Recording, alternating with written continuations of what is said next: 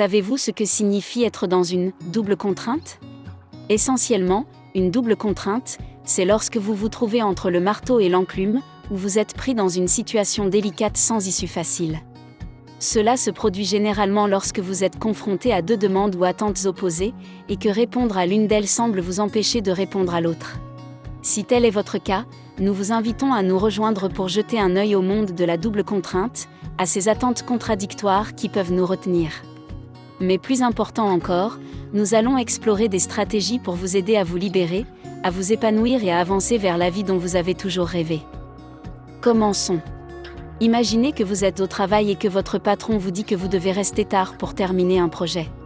En parallèle, vous avez prévu d'assister à un événement familial, c'est vraiment important pour vous. Vous êtes donc obligé d'essayer de répondre aux attentes de votre patron et à celles de votre famille. Peu importe ce que vous choisissez, vous aurez l'impression de laisser tomber quelqu'un. Et que dire de la pression exercée sur nous, les femmes, pour trouver un équilibre entre nos aspirations professionnelles et nos responsabilités à la maison. Notre société, ou notre culture, nous dit souvent que nous pouvons tout faire, exceller dans notre carrière, tout en excellant à être les principaux soignants des enfants ou des parents âgés, à entretenir la maison et à nous occuper des tâches conjugales. Nous voilà donc prises dans cette double contrainte, essayant d'être la super femme capable de tout faire, sans comprendre que cela n'arrivera tout simplement pas pour beaucoup d'entre nous. Mes sœurs, permettez-moi de répéter ceci, essayez-vous de tout faire à tous les niveaux, travail, maison, conjoint, famille, etc. Et exceller dans ce domaine, pour beaucoup d'entre nous, ce n'est tout simplement pas réaliste. Maintenant, s'il vous plaît, comprenez, je n'essaie pas de vous abattre, j'essaie de vous relever, en retirant certaines des briques que vous transportez dans ce panier, attachées dans votre dos, qui vous pèsent presque jusqu'au sol. Vous laissant stressé, confus et même impuissant dans votre propre vie, parce que vous n'excellez pas dans tout, ou n'êtes pas parfait dans toutes les facettes de votre vie, dans tous les domaines. Maintenant, je n'essaie pas d'enlever quoi que ce soit à ces femmes qui jonglent avec tout et qui le font parfaitement. Je m'adresse à ces femmes, comme moi, qui ne peuvent tout simplement pas fonctionner comme ça. Je ne l'ai jamais fait et j'ai fait la paix avec le fait que je ne le ferai jamais. Je ne peux pas exceller dans tout cela, ni tout gérer parfaitement, du lever au coucher du soleil. Mais je fais un excellent travail là où je suis, j'excelle là où je suis excellent dans quelque chose, et je le maintiens et je me présente là où je n'excelle pas ou ne suis pas parfait, mais je suis plutôt bon. Écoutez-moi, mes sœurs, je ne m'en veux tout simplement pas en essayant d'être une super femme, ni en me battant parce que je ne le suis pas. J'ai simplement appris à gérer les doubles contraintes de ma vie. Alors donnez-moi quelques minutes et laissez-moi discuter avec vous de cette affaire à double contrainte, puis discutons de la façon de s'en sortir. L'équilibre entre vie professionnelle et vie privée est probablement la plus grande double contrainte de notre vie. Pour certains d'entre nous, concilier carrière et responsabilité familiale est un combat constant. La société ou notre culture attend de nous que nous soyons des mères et des épouses dévouées, tout en réussissant dans notre carrière. Cette double contrainte peut conduire à des sentiments de culpabilité et de stress et à l'impression que nous n'en faisons jamais assez dans l'un ou l'autre rôle, alors que nous essayons d'équilibrer ces demandes contradictoires. Cette double contrainte peut conduire à de la culpabilité, du stress, des sentiments d'incapacité, car nous avons l'impression de ne réussir dans aucun des deux rôles. Ensuite, il y a toute la question de l'apparence et de l'image corporelle. Nous, les femmes, sommes simplement bombardés de messages contradictoires sur notre apparence. D'un côté, on nous encourage à nous conformer à des normes de beauté irréalistes, et de l'autre, on nous dit de nous aimer tels que nous sommes. Cette double contrainte peut contribuer à des problèmes d'image corporelle, à une faible estime de soi et même au développement de troubles de l'alimentation. Ensuite, il y a la double contrainte qui accompagne les femmes qui aspirent à des rôles de leadership. Elle peut souvent se retrouver prise entre l'attente d'être ambitieuse et d'exceller dans sa carrière, et la pression d'être sympathique et pas trop affirmée. Cette double contrainte peut rendre difficile l'avancement dans les professions choisies, sans être critiqué pour être trop ambitieux, ou pas assez féminin, ou être trop passif, donc considéré comme manquant de qualité de leadership. Comme vous pouvez le constater, trouver le bon équilibre peut s'avérer difficile.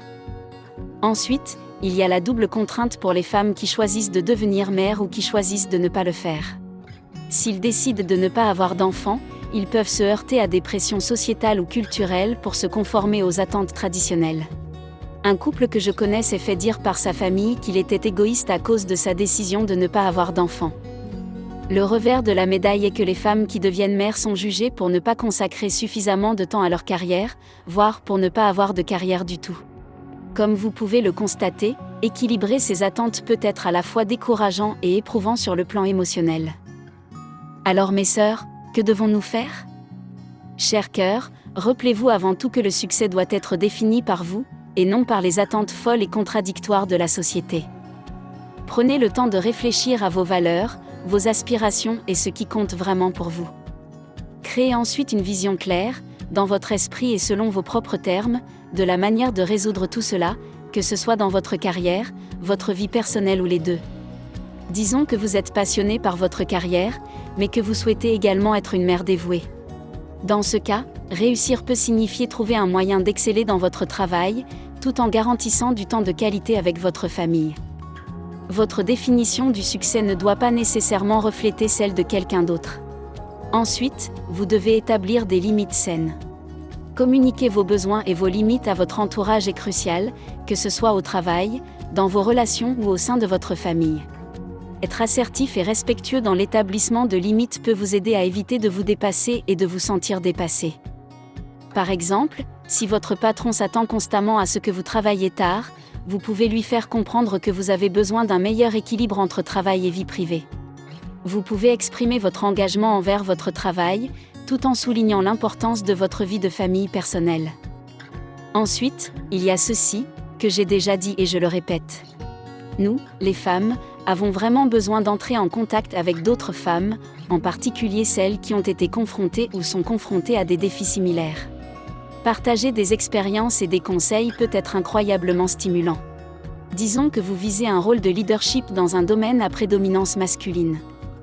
Vous voudrez peut-être rechercher une mentor qui a réussi à surmonter ces barrières. Apprendre de ces expériences peut vous fournir des informations et des encouragements précieux pour vous guider dans votre carrière et vous aider à naviguer dans les complexités de la double contrainte entre carrière et famille. Alors n'ayez pas peur de remettre en question les stéréotypes et les préjugés lorsque vous les rencontrez. Exprimez-vous lorsque vous êtes témoin ou victime de discrimination fondée sur le sexe. Encouragez un dialogue ouvert pour sensibiliser et promouvoir le changement. Supposons que vous remarquiez que les femmes sur votre lieu de travail se voient systématiquement confier des tâches administratives, tandis que les hommes se voient confier des projets plus substantiels. Abordez cette inégalité avec vos collègues et supérieurs de manière respectueuse et positive. Nous sommes un village, non ? Mais nous sommes la diversité au sein de ce village.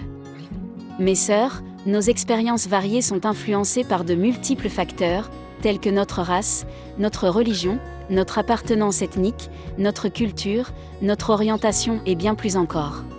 Comprendre comment ces éléments se croisent peut vous aider à naviguer plus efficacement dans les doubles contraintes de votre vie. Par exemple, si vous êtes une femme de couleur ou si vous portez un hijab, vous pourriez être confronté à des défis uniques qui nécessitent une approche nuancée dans la gestion du leadership au travail ou avec vos collègues. Cherchez une sœur qui a été là et qui a fait cela et obtenez des conseils. Sœurs, sachez ceci, en naviguant et en surmontant la double contrainte, vous devenez un modèle pour les autres. La prochaine génération de femmes nous regarde, alors inspirez-les et responsabilisez-les, en leur montrant qu'il est possible d'équilibrer une carrière réussie et une vie personnelle épanouie.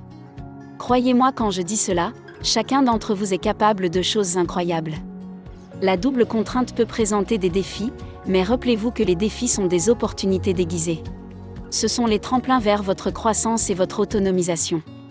Et surtout, n'oubliez jamais que votre valeur n'est pas déterminée par la façon dont vous répondez aux demandes contradictoires de la société. Votre valeur est inhérente et votre potentiel est illimité. Continuez à croire en vous, continuez à vous soutenir les uns les autres et continuez à avancer. Jusqu'à la prochaine fois.